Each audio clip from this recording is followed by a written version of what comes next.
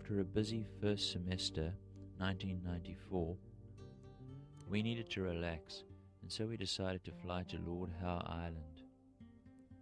The island is about 770 kilometers northeast of Sydney, in line with Port Macquarie, and is administered as part of New South Wales.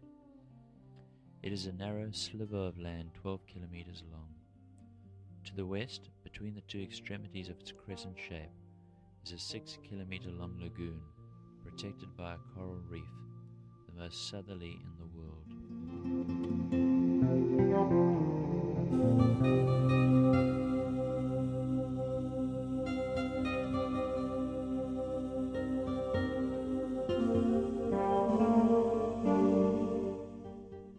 At its southern end, the island is dominated by the massive bulk of Mount Lidgebird, 770 meters high, and Mount Gower, 870 meters high. On the steep sides of Mount Gower, the volcanic rock of which the island is made is exposed for almost the entire height of the mountain.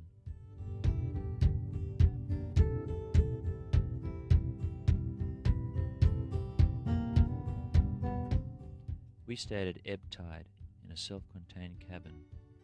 We were fortunate to have good weather, and our days were filled bushwalking and cycling around the island. Lord Howe and Ball's Pyramid, a rock formation 29 kilometers to the southeast, were formed about 7 million years ago and are the last remaining fragments of a chain of volcanoes. All the other sea mounts have been worn down to below sea level by erosion. As majestic and dominating as today's mountains may be, the original volcano at Lord Howe Island was 40 times bigger and twice as high as Mount Gower. We found the present height quite sufficient and did an all-day guided walk to the summit. A rope is provided in some sections with sheer drops. Love is a chance that you take on the spinning wheel.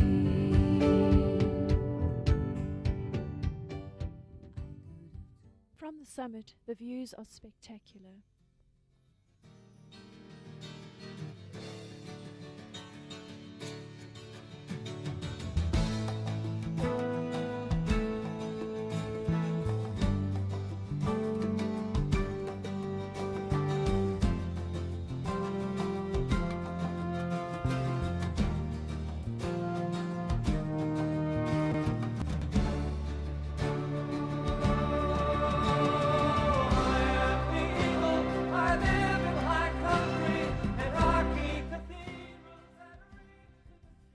For us, the highlight was the Providence petrels. These seabirds nest only on Mount Gower and are very curious. If you make a noise, they come plummeting down and crash land near your feet. They waddle up to you on their webbed feet, and you are able to pick them up. They are not tame, just unafraid of humans. The gently contrasting landforms which weld together to create Lord Howe terrain are matched by a diverse and diverting range of vegetation, from dry forest on sheltered lowland areas to the damp, miniature cloud forest on the summit of Mount Gower.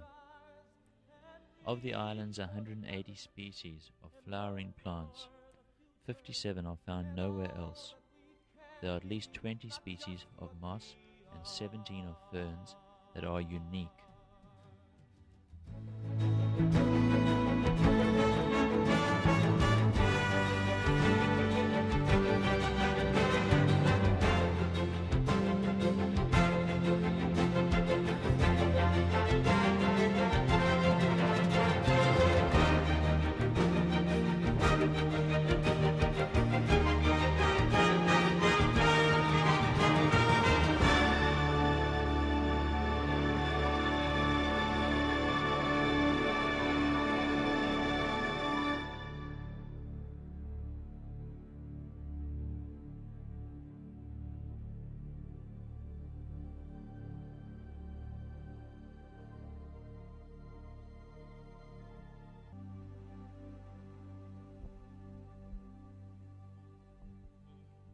Spectacular local species include the screw pine, Pandanus fosteri, which is supported by 10-meter high prop roots. The sun is slowly fading in the western sky. Sometimes it takes forever the day to end. The seeds of one of the 3 island palms, the thatch or kentia palm, provide the basis for the island's major export industry. Curious by nature and with virtually no natural enemies, the birds of Lord Howe Island have suffered hard at the hand of man and introduced pests such as rats and cats. After the first landings, the birds were initially so unafraid that early sailors and settlers were able to pick them straight off the branches for the cooking pot. The result is that 9 of Lord Howe's original 14 unique bird species have become extinct. Of the survivors, the best known is the wood hen, a flightless rail, which by 1979 had been reduced to about 30 birds, all on Mount Gower and Mount Lidgebird. The species was saved by a highly organized program of comprehensively poisoning rats and trapping feral cats. The volcanic part